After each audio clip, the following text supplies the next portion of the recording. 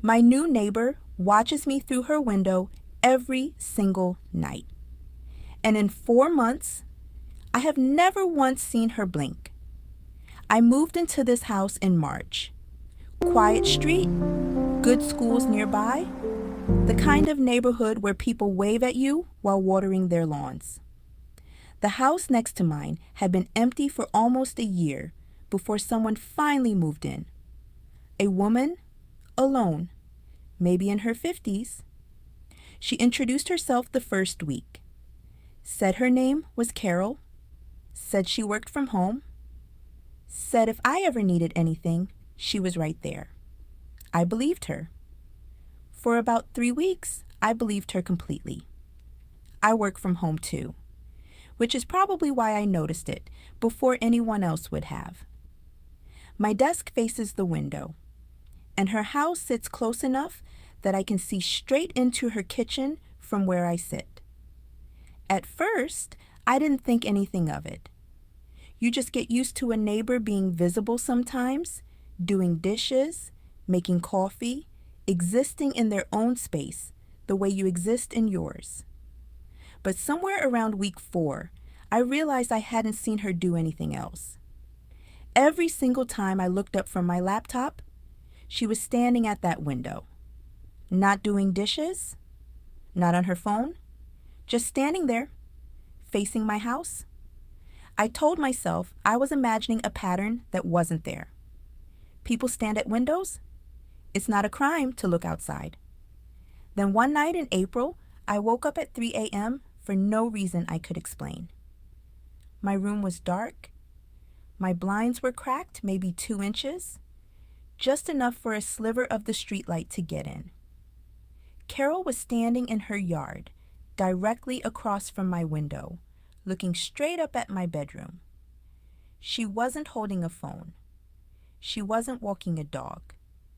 She was just standing in the grass in the middle of the night, looking at the exact window I sleep behind. If this is your first time here, this channel does one twisted true story style tale every week. Subscribe now because you do not want to miss where this one goes.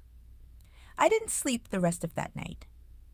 In the morning, I told myself there had to be an explanation. Insomnia, checking on a cat, anything. I almost convinced myself. Almost. 2 days later, I was walking to my car and she was on her porch. She smiled at me, a normal smile, a neighborly smile, and said, "You should get better blinds." Anyone could see right in. I laughed it off in the moment.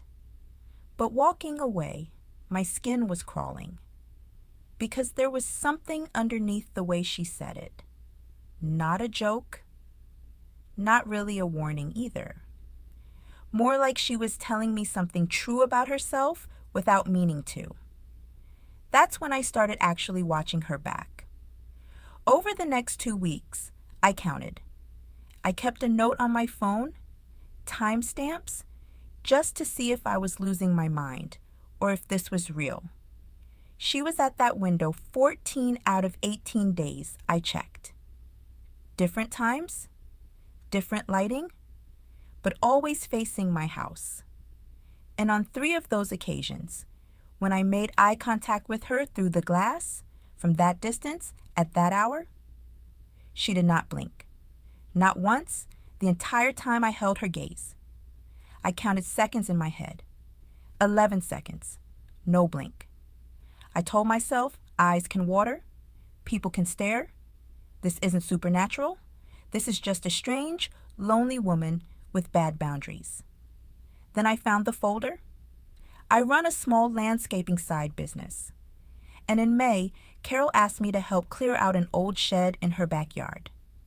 Said she'd pay well. Cash.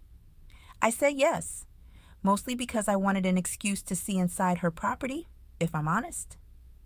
The shed was mostly empty, except for one thing tucked behind an old paint can. A manila folder, water damaged at the edges, with my last name written on the front in pen. Inside were printed photos of me through my window, dozens of them. Dated, going back to March, the week I moved in, before I had even met her. I heard the back door of her house open behind me. I turned around, folder still in my hand, and Carol was standing in the doorway, not smiling this time, just looking at me the way she looks through that window every night. She said one sentence, calm as anything. "You weren't supposed to find those yet." I don't remember deciding to run. I just remember being back in my own house, door locked, calling the non-emergency police line because I didn't know what else counted as an emergency when nothing had technically happened to me yet. An officer came out that evening, talked to both of us separately.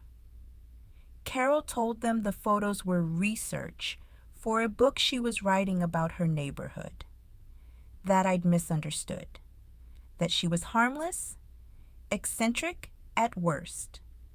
Legally, there wasn't much they could do. Watching your neighbor from your own property isn't a crime. Taking photos from public sightlines isn't a crime. I was told, essentially, to get better blinds. The exact words she'd already said to me weeks earlier. I moved out 6 weeks later. I couldn't afford to break my lease cleanly, so it cost me almost everything I'd saved. My family thinks I overreacted. Some of my friends do too.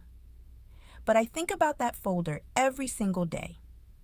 Dozens of photos, dated from the week I moved in, before we'd ever spoken, before she knew my name.